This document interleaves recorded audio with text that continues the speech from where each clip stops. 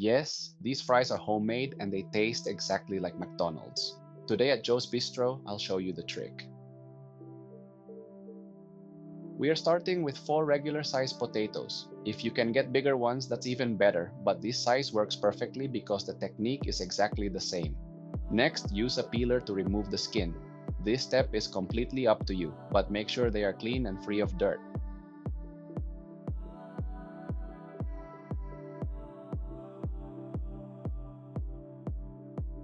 Once the potatoes are peeled, it's time to shape them. The goal is to make them as rectangular as possible, only if you want them absolutely perfect. But remember, the main idea here is to have fun and learn in the process.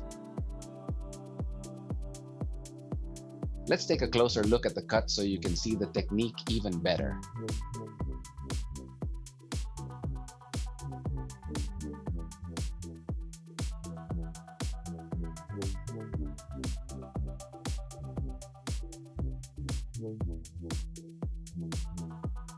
Then I slice them, not too thick, not too thin, but basically whatever feels most comfortable for you.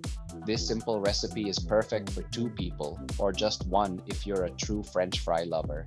It's ideal for those fun moments, like a movie night, a weekend craving, or hanging out with friends.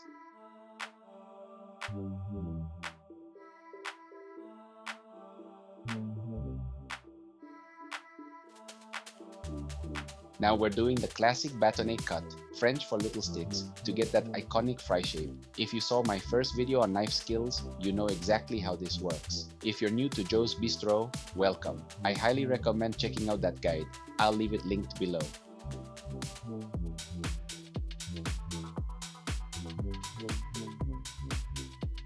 Once cut, submerge the potatoes in a bowl of cold water and refrigerate for 1 hour. After that, drain the water, transfer the fries to a tray lined with paper towels, and put them back in the fridge for another 1 to 2 hours.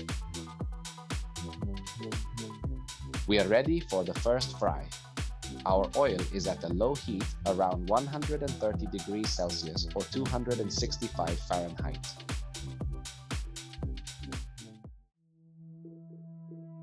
Here's a quick trick. Insert a wooden spoon into the oil.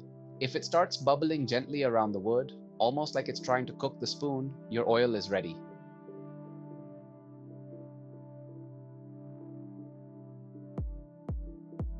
Carefully add the fries.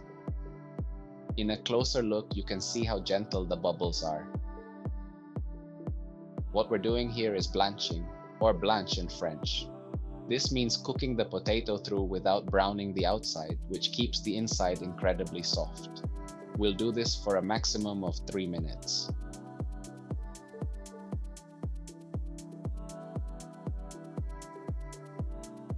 After 3 minutes, remove them and place them on a tray with paper towels. Let them cool down to room temperature and then put them into the freezer for another 1 to 2 hours.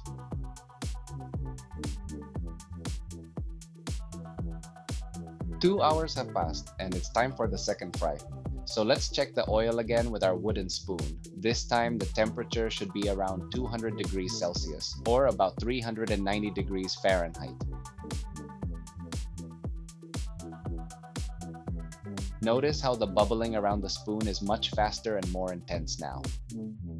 Carefully drop the fries in. We're going to fry them until they reach that perfect golden color and the exact crispiness you like. Once they're ready, transfer them to a bowl with paper towels to remove any excess oil. Immediately move them to another bowl and season with a touch of salt and pepper to taste.